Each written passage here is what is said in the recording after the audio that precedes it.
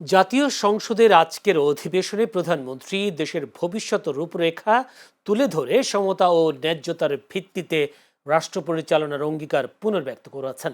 একই সঙ্গে তিনি কৃষিকে কেবল জীবন ধারণের মাধ্যম নয়, বরং একটি লাভজনক ও টেকসই অর্থনৈতিক খাত হিসেবে গড়ে তোলার ঘোষণা দেন। এই সময় সরকার ও বিরোধী দলের নেতা জামায়াত আমিরের বক্তব্য ঘিরে উত্তপ্ত হয়ে ওঠে সংসদ। বিস্তারিত দেখুন প্রতিবেদনে।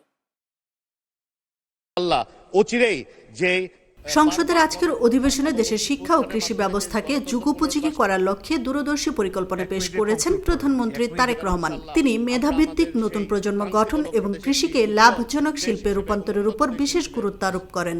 ধন্যবাদ মাননীয় সদস্য। দেশ জুড়ে আধুনিক কোল্ড স্টোরেজ স্থাপনের উদ্যোগ সহ কৃষি উন্নয়নে বর্তমান সরকার সময়োপযোগী 7 দফা পরিকল্পনা গ্রহণ করেছে বলে জানিয়েছেন প্রধানমন্ত্রী তারেক রহমান।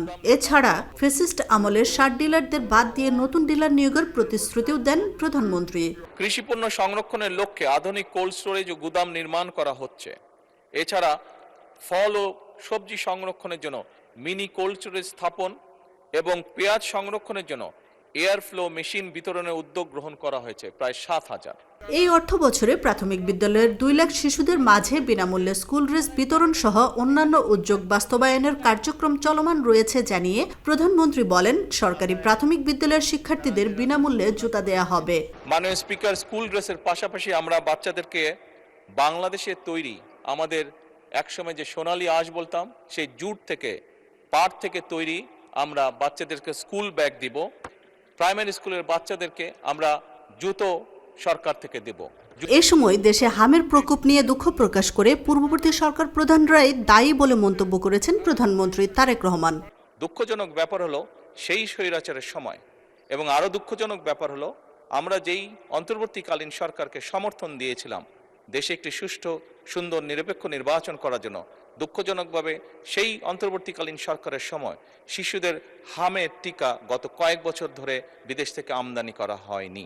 এ সময় সংসদে মহামান্য সম্বোধন করায় বিনয়ের সঙ্গে তা পরিহার করার অনুরোধ জানিয়েছেন প্রধানমন্ত্রী তারেক রহমান। মাননীয় সংসদ সদস্যকে একটি অনুরোধ করতে চাইবো, আপনি আমাকে যখন অ্যাড্রেস করেছেন আপনি মহামান্য শব্দটি মনে হয় ব্যবহার করেছেন। দয়া করে আমাকে এর পরে অ্যাড্রেস করার সময় কখনো এই কথাটি আর বলবেন না।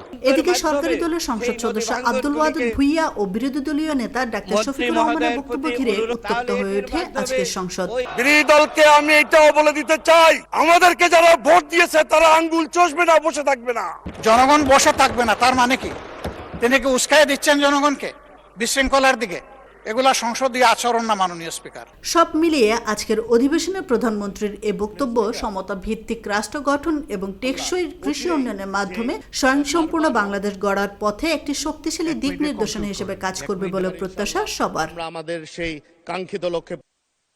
আশরাফুন নাহার মালা, চ্যানেল এস নিউজ ডেস্ক। তারা যে রাজস্ব প্রদান করে সেই দৃশ্য আমি নিজেই দেখেছি।